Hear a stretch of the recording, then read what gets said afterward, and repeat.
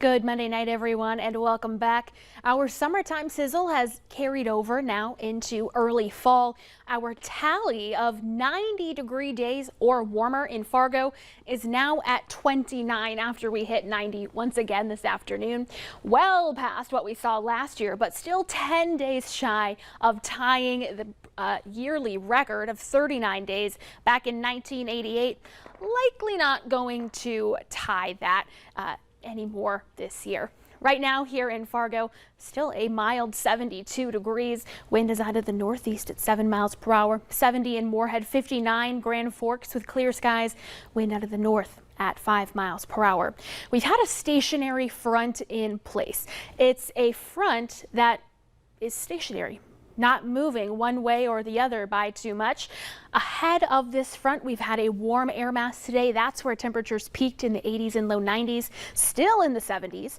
And behind it, in the cooler air mass, temperatures peaked generally in the 60s, now in the 50s. We're at 57 in Langdon, 58 Devils Lake, again 59 in Grand Forks. Right now, mostly clear skies for much of the valley, but changes just down to the south and west. No longer severe, but as these storms rolled through Rapid City, there were some severe thunderstorms. This is going to be cruising up into our neck of the woods through the overnight hours, bringing us an isolated chance, or that level 1 out of 5 risk for severe in parts of the Devils Lake Basin, and then becoming more widespread.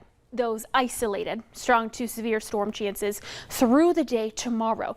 This is going to come in a couple different rounds. So here's the latest timing and track. A little bit breezy through this evening, right along that stationary boundary. But generally, the only change we're going to see really for the next 6 or so hours is going to be increasing cloud cover.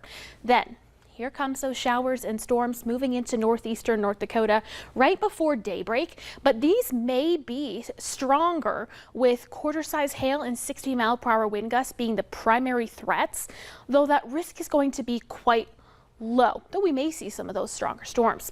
Patchy, dense fog is going to be possible as well in parts of the Northern Valley and northeastern North Dakota.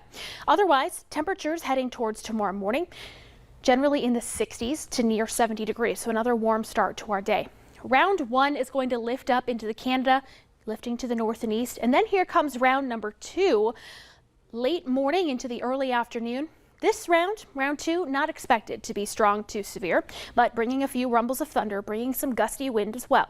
Temperatures for your lunchtime hour generally in the 70s. We warm up a little bit more before round 3 arrives in time for drive time. So heading into our Tuesday evening, rain and storms become more scattered across the valley. And this round number 3, again has the chance to become strong to severe. The better chance of the 3 for quarter-size hail and gusts up to 60 miles per hour. That's going to continue through the rest of our Tuesday evening. Temperatures tomorrow still above average, but cooler for many than we were today. Temperatures generally in the 70s. A few more chances of rain in the forecast. And this forecast model takes us to Thursday about lunchtime, where some places may see more than an inch or up to 2 inches of rainfall. Now let's take a look at your Pro-Seed farming forecast. After some unsettled weather the next couple of days, watch temperatures go down. We're monitoring the chance for some frost or even our first widespread freeze in parts of the area by Saturday. Short-lived, back into the 60s and low 70s next week. That's the key, short-lived. Yes. We're not plummeting forever. For now. Yeah. Inflation is causing many things to rise at, well, a normal rate now, except for a couple important things. I'll tell you what you're still spending a lot more on next.